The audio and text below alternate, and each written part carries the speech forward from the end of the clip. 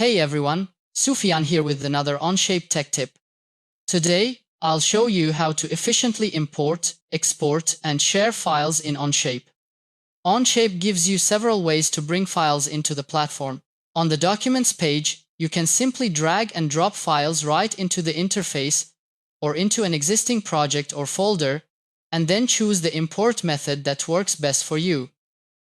You can also click Create and select Import Files to bring in files from your computer. Another option is to import files from cloud storage services like Google Drive, Dropbox, or OneDrive. If your account isn't connected yet, just click Connect Service, then Add Account and follow the prompts. Once it's connected, you'll see your account listed the next time you go to Create and select Import. If you need to import files into an existing document, just use the plus button in the bottom left corner. This brings your files in as tabs, which can be organized, versioned, and updated just like native Onshape content.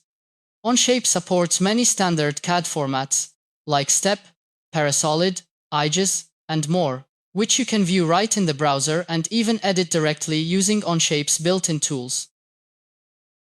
You can also upload PDFs, images, videos, and other files, making each document a complete project container. When it's time to export, just right-click a tab, whether it's a part studio, assembly, or drawing, and select Export. You can choose from a wide range of supported formats to suit manufacturing, collaboration, or archival needs. For drawings, formats like DWG, DXF, and PDF are available.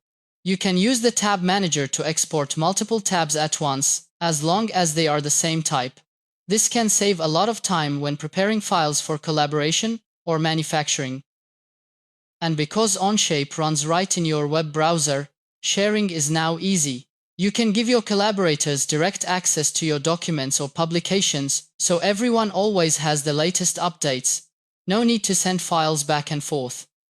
That's it for this tech tip, and stay tuned for more Onshape tech tips.